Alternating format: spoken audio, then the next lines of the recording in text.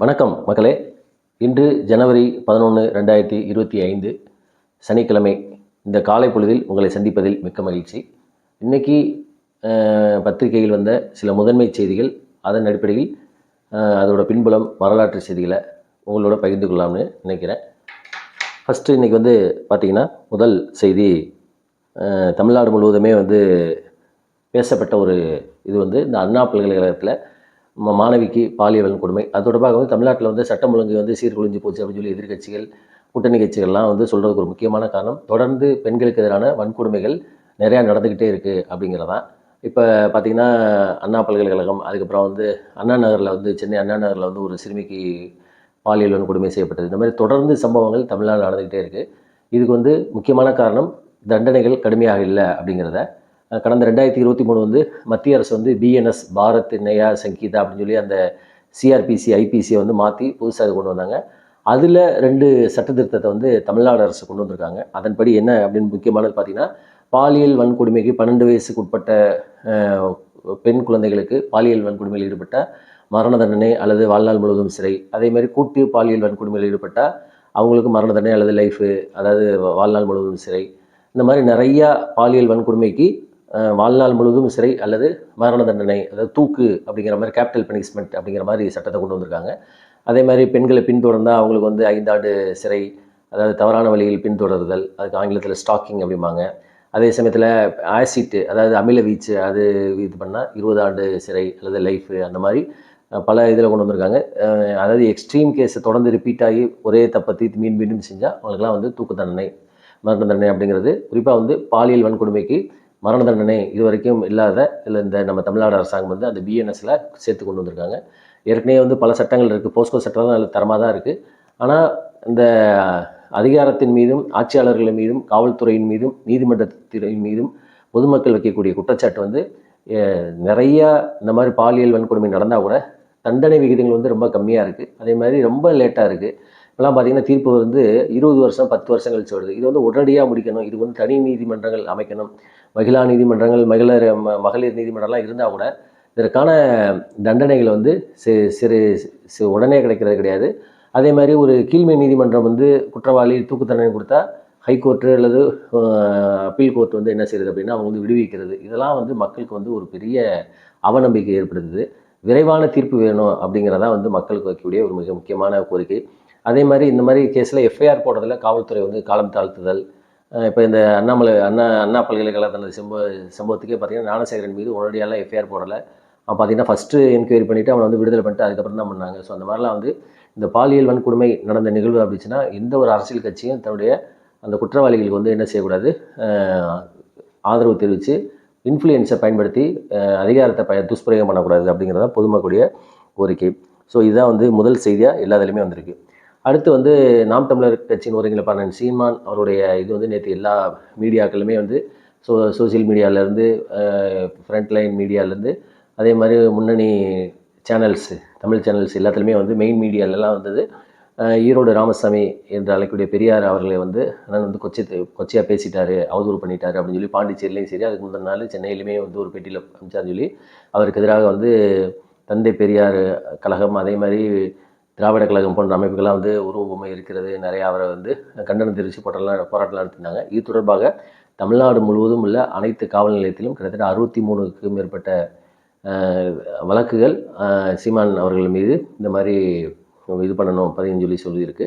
So இது தொடர்பாக அமைச்சர் துரைமுருகனுமே இது பண்ணியிருக்காரு, கண்டனம் தெரிவிச்சிருக்காரு. சட்டம் சும்மா இருக்காது, தொடர்ந்து இந்த மாதிரி சமூகத்தில் பிரச்சனை தோன்ற மாதிரி இருந்தால் கடுமையான நடவடிக்கை எடுக்கப்படும் அப்படின்னு சொல்லியிருக்காரு.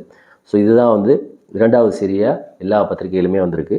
அதே மாதிரி அடுத்த செய்தி பார்த்திங்கன்னா, அதே நாம் தமிழர் கட்சியை பற்றி என்ன செய்தி அப்படின்னா, நாம் தமிழர் கட்சிக்கு மாநில அந்தஸ்து, அதாவது மாநில கட்சி அந்தஸ்து, ஸ்டேட் பார்ட்டி அப்படிங்கிற அந்தஸ்து மத்திய தேர்தல் ஆணையம் கொடுத்துருக்கு. தேர்தல் ஆணையம், இந்திய தேர்தல் ஆணையம் தான் ஒரு கட்சிக்கு அங்கீகாரம் கொடுக்குறது. ஸோ அவங்க என்ன செஞ்சுருக்காங்க அப்படின்னா, நாம் தமிழர் சீமானந்தன் அவருடைய என்டிகே, நாம் தமிழர் நாத்தாக்கா, நாம் தமிழர் கட்சிக்கு மாநில அந்தஸ்து கொடுத்துருக்காங்க. ஒரு கட்சிக்கு மாநில அந்தஸ்து கொடுக்கறதுக்கு என்ன 4 தகுதிகள் இருக்குது. அதாவது அந்த மாநில தேர்தலில் நடந்த சட்டமன்ற பொது தேர்தலில் பார்த்திங்கன்னா 6% வாக்குகள் ப்ளஸ்ஸு 2 எம்எல்ஏவை வின் பண்ணியிருக்கணும், ஜெயிச்சிருக்கணும். அல்லது 6% வாக்குகள் உள்ள ஒரு எம்பி லோக்சபா எலெக்ஷனில் வின் பண்ணியிருக்கணும். அப்படி இல்லாட்டினா மொத்த தொகுதிகள், இப்போ தமிழ்நாட்டில் 234 தொகுதியில் 3% பெற்றிருக்கணும். இப்போ 234 கிட்டத்தட்ட ஒரு 7-8 எம்எல்ஏ பெற்றிருக்கணும். 3% அதாவது மொத்த சட்டசபையில் எம்எல்ஏக்களில் அது பெற்றிருக்கணும். 4வது ஒரு விதி இருக்குது. இது எதுவுமே இல்லை, இந்த 3 விதியில், அதாவது 6% 2 எம்எல்ஏ, 6% ஒரு எம்பி, அப்படி இல்லைன்னா மொத்த சட்டசபையில் தொகுதியில் வந்து 3%. இது 3மே இல்லாட்டினா பார்த்தீங்கன்னா 8% மொத்த வாக்குகளில் 8% பெற்றிருந்தால் அந்த கட்சி வந்து மாநில கட்சியாக, ஸ்டேட் பார்ட்டியாக அங்கீகரிக்கப்படும். இப்போ இவர் சீமானனுடைய நாம் தமிழர் கட்சி வந்து பார்த்தீங்கன்னா எம்எல்ஏ எம்பி எதுவும் வெற்றி பெறாட்டினா கூட பதிவான வாக்குகளில் 8.33% பெற்றதுனால நாம் தமிழர் கட்சி வந்து ஒரு மாநில அந்தஸ்தை பெறுகிறது. இப்போ ஸ்டேட் பார்ட்டியாக ரெகனைஸ் பண்ணிட்டா என்ன இதனால் அப்படின்னு பார்த்தீங்கன்னா, அரசாங்கம் வந்து ஒரு அனைத்து கட்சி கூட்டினா கண்டிப்பாக வந்து நாம் தமிழர் கட்சிக்கு அழைப்பு விடணும். அதேமாதிரி அவங்களுக்கு வந்து தனிப்பட்ட ஒரு சின்னம் ஒதுக்கிடுவாங்க. ஸோ இதெல்லாம் வந்து ஒரு அந்தஸ்து கிடைக்கும். அதுதான் வந்து இந்த ஸ்டேட் பார்ட்டியோட இது பலன். ஸோ இதுதான் வந்து 2வது சரியாக எல்லா பத்திரிகையிலுமே வந்திருக்கு. அதுக்கப்புறம் வந்து இந்த டங்ஸ்டன் பிரச்சனை வந்து இன்னும் அந்த மக்கள் வந்து போராடிக்கிருக்காங்க. கடந்த வாரம் வந்து அவங்க வந்து மேலூர்லேருந்து மதுரையில் உள்ள தமுக்க மைதானம் வரைக்கும் நடந்தே கிட்டத்தட்ட ஒரு 1,00,000க்கும் மேற்பட்ட அந்த சுற்றுப்புறத்தில் உள்ள கிராம மக்கள் வந்து பாதசாரியாக நடந்து பேரணியாக வந்தாங்க. கிட்டத்தட்ட ஒரு 20 கிலோமீட்டர். அதுக்கு வந்து காவல்துறை அனுமதி மறுக்கப்பட்டது. இருந்தாலும் வந்து அந்த தடையெல்லாம் மீறி நடந்து வந்தாங்க. அவர்கள் மீது 5000க்கும் மேற்பட்ட அந்த விவசாயிகள் மீது வழக்குகள் போடப்பட்டிருக்கு. இது தொடர்பாக இன்னும் அவங்க வந்து போராட்டம் நடத்திக்கிட்டு தான் இருக்காங்க. அவங்களுக்கு வந்து மத்திய அரசு வந்து முழுமையாக ரத்து செய்யணும் அப்படிங்கிறத அவங்களுடைய ஒரே கோரிக்கை. இது தொடர்பாக வந்து பிரேமலதா இருக்கா அப்படிங்களா, தேமுதிக அவர் கேப்டன் விஜயகாந்த் கட்சி, அவங்க வந்து நேற்றுக்கு ஆளுநரை பார்த்து இந்த டங்ஸ்டன்ட் இந்த சுரங்க இதை வந்து மத்திய அரசு உடனே ரத்து செய்யணும் அப்படின்னு சொல்லி மனு கொடுத்துருக்காங்க. அதே மாதிரி அண்ணாமலை இருக்கார் பார்த்தீங்களா, பாஜக, அவரும் வந்து நேற்றுக்கு அந்த தொழிலாளர்கள்ட்ட பேசி விரைவில் மத்திய அமைச்சர் வந்து இது தொடர்பாக ஒரு அறிவிப்பை விடுவார். கிஷன் ரெட்டி அந்த அமைச்சர், அவர் தான் வந்து இந்த சுரங்கம் இந்த மாதிரிலாம் பார்க்குறாரு. அவர் வந்து விரைவில் வந்து முழுவதுமாக இந்த டங்ஸ்டன் இது வந்து ரத்து செய்யப்படுது, சுரங்கப்பணி வந்து இந்த கான்ட்ராக்ட் டெண்டர், அதாவது வேதாந்தா குரூப் கொடுக்கப்பட்ட இந்த டெண்டர் வந்து ரத்து செய்யப்படும் அப்படின்னு சொல்லியும் அறிவிப்பு வெளியிட்டிருக்காரு. இதுதான் வந்து அடுத்த செய்தியாக எல்லா பத்திரிகையுமே வந்திருக்கு. அதுக்கடுத்து பார்த்தீங்கன்னா இந்த பர்சனல் இன்கம் டேக்ஸ், தனிநபர் வருமானம், இப்போ பட்ஜெட்டுக்கான வேலைகள் வந்து மத்திய அரசு வந்து வர பிப்ரவரி மாதம் முதல் வாரத்தில் பட்ஜெட் தாக்கல் செய்வாங்க. பொது பட்ஜெட், முந்தில ரயில்வே பட்ஜெட் இருந்துச்சு, இப்போ வந்து பொது பட்ஜெட்டு. இந்த பட்ஜெட்டுக்கு அப்போ எல்லா அமைப்புகளுமே வந்து என்ன செய்வாங்க அப்படின்னா, மத்திய அரசு கோரிக்கைகள் வைப்பாங்க. இது எங்களுக்கு இந்த சலுகைகள் கொடுங்க, இந்த வரியை கொடுங்க, டேக்ஸை குறைங்க அப்படின்னு. அந்த மாதிரி அசோசாம் அப்படின்னு ஒரு அமைப்பு இருக்குது, associated chamber of commerce, Fiji, இதெல்லாம் வந்து சில அமைப்புகள். இந்த அசோசாம் வந்து ஒரு அறிக்கை விட்டுருக்காங்க. இந்தியாவில் வந்து தனிநபர் வருமானம், அதாவது வருமான வரி, income tax, personal income tax வந்து குறைக்கணும் அப்படின்னு சொல்லியும், இது வந்து வெளிநாடுகளை கம்பேர் பண்ணல, இந்தியாவில் வந்து தனிநபர் பர்சனல் இன்கம் டேக்ஸ் வந்து அதிகமாக இருக்குது, ரேட்டு வந்து அதிகமாக இருக்கிறதுனால தான் வந்து டேக்ஸ் எவேஷன், வரி ஏய்ப்பு வந்து அதிகமாக நடக்குது, அதனால் நீங்கள் வந்து குறைக்கணும் அப்படின்னு சொல்லிட்டு இப்போ வந்து பர்சனல் இன்கம் டேக்ஸில் 2 வகையான ரிஜிம் இருக்குது, ஓல்டு ரிஜிம், நியூ ரிஜிம்னு. ஓல்டு ரிஜிம்லேயே வந்து பார்த்திங்கன்னா 42.74% வந்து பர்சனல் இன்கம் டேக்ஸ் இருக்குது. அதே மாதிரி புதிய ரிஜிம் படி 39% இருக்குது. அதே நேரத்தில் கார்ப்பரேட் டேக்ஸ், அதாவது வணிக நிறுவனங்களுக்கு கம்பெனிகள் கொடுக்கக்கூடிய டேக்ஸ் வந்து பார்த்திங்கன்னா 25.17% இருக்குது. அப்போ தனிநபர் தான் வந்து நாட்டில் வந்து அதிகமான வரியை கட்டுறாங்க. இந்த வரியை நீங்கள் குறைக்கணும். இதே நேரத்தில் மற்ற நாடுகள்லாம் வந்து இந்த தனிநபர் வருமானம் வந்து ரொம்ப கம்மியாக இருக்குது. அதை என்ன சொல்கிறாங்க அப்படின்னா, ஹங்கேரியில் 15%, இலங்கையில் 18%, அந்த மாதிரி நிறைய சொல்லிட்டு இந்தியாவில் இந்த பர்சனல் இன்கம் டேக்ஸை குறைக்கணும். அதுக்கு வந்து வரக்கூடிய பட்ஜெட்டில் வந்து இவங்க வந்து நடவடிக்கை எடுக்கணும். 25, 26 வரக்கூடிய அந்த ஃபினான்ஷியல் இயர் அடுத்த வருஷத்துக்கு வரக்கூடிய பட்ஜெட்டில் வந்து குறைக்கணும் அப்படின்னு சொல்லி கோரிக்கை விடுத்திருக்காங்க. அதுக்கப்புறம் வந்து மத்திய ரயில்வே துறை அமைச்சர் அஸ்வினி வைஷ்ணவ் வந்து நேற்றுக்கு சென்னைக்கு வந்திருக்காரு. சென்னையில் உள்ள ஐசிஎஃப் அந்த இன்டெக்ரல் கோச் ஃபேக்டரி தயாரிக்கிற இடத்துலலாம் போய் விசிட் பண்ணியிருக்காரு. அங்கே வந்து அம்ரித் பாரத் கோச் 50 கோச் வந்து தயாரிச்சிருக்காங்க. இப்போ வந்தே பாரத் கோச் மாதிரி அம்ரித் பாரத் கோச் வந்து ஏழைகளுக்கான ஒரு அனைத்து விதமான வசதிகளையும் உள்ள கோச்சுகள் வந்து தயாரிச்சிருக்காங்க. அதெல்லாம் வந்து ஏறி போய் பார்த்து ஃபோட்டோலாம் நேற்று சமூக வலைதளத்தில் இருந்துச்சு. அப்போ அந்த அம்ரித் பாரத் கோச்சில் வந்து பல வசதிகள் இருக்குது. எல்ஹெச்பி கோச்சஸ்ஸு, அதே மாதிரி வந்து செல்ஃபோன் சார்ஜ்லேருந்து எல்லா பல வகையான வசதிகள் கொண்டது தான் வந்து அம்ரித் பாரத் கோச்சஸ். இனிமேல் வந்து இந்தியாவில் அம்ரித் பாரத் பெட்டிகள்லாம் தயாரிக்கப்படும் அப்படிங்கிறதான் வந்து ரயில்வேயோட நோக்கம். அது வந்து இங்கே நம்ம சென்னையில் ஐசிஎஃப்ல தயாரிக்கிறாங்க. அப்போ அவர் வந்து ஒரு பேட்டி சொல்கிறாரு. என்ன சொல்கிறார் அப்படின்னா, தமிழ்நாடு அரசு வந்து அவர் பல இதில் நம்ம தமிழ்நாட்டு எம்பிகள் வந்து ரயில்வே தொடர்பான கோரிக்கை வைக்கிற அவர் வந்து சொல்லக்கூடியது என்னென்னா, தமிழ்நாடு மாநில அரசு வந்து ரயில்வேக்கு வந்து நில கையகப்படுத்துறதுல வந்து ஒத்துழைப்பே தர்றதில்லை. அதனால தான் தமிழ்நாடு வந்து ரயில்வே திட்டங்கள் செயல்படுத்துறதுல ரொம்ப பின்தங்கி இருக்குது அப்படின்னு சொல்லிட்டு ஒரு உதாரணத்தை சொல்கிறாரு. என்ன அப்படின்னா, மதுரையிலேருந்து தூத்துக்குடி, மதுரை அருப்புக்கோட்டை தூத்துக்குடி இந்த ரூட்டுக்கு வந்து 1800 கோடியில் வந்து ஒரு ப்ராஜெக்ட் நாங்கள் அறிவிச்சிருந்தோம் 2016-17 எலெக்ஷனில் இதை பட்ஜெட்டில். ஆனால் தமிழ்நாடு அரசு வந்து அதுக்கு ஒத்துழைப்பு தரலைன்னு சொல்லிட்டு இந்த ஸ்கீமே வேணாம்னு சொல்லி எழுத்துப்பூர்வமாக ரிட்டர்னாக எங்களுக்கு கொடுத்துருக்காங்க. அப்போ இதுலேருந்தே தெரியுது என்ன அப்படின்னா, மாநில அரசு வந்து ரயில்வே திட்டங்கள் நிறைவேற்றுறதுக்கு ஒத்துழைப்பு தர்றதில்லை. மாநில அரசு ஒத்துழைப்பு தந்தால் தான் வந்து ரயில்வே திட்டங்களை வந்து நிறைவேற்ற முடியும். ஏன் அப்படின்னா நிலம்ங்கிறது நில கையகப்படுத்துதல் வந்து லேண்ட் அக்விசிஷன் வந்து மாநில அரசு திட்டம் இருக்குது அப்படின்னு சொல்லி இந்த திட்டம் ஒரு அருமையான திட்டம் அப்படின்னு சொல்லியிருக்காரு. இது வந்து ஒரு பெரிய சர்ச்சையாக இருக்குது. இது தொடர்பாக மாநில அரசு வந்து எந்த விதமான தமிழ்நாடு அரசாங்கம் வந்து எந்த விதமான கருத்துமே சொல்லலை. அவர் என்ன சொல்கிறாருன்னா, எங்கிட்ட ரிட்டனாகவே கொடுத்த இது இருக்குது அப்படின்னு சொல்லி லெட்டர் இருக்குது அப்படின்னு சொல்லி சொல்கிறாரு. இது தொடர்ந்து நம்ம என்னென்னு பார்ப்போம்.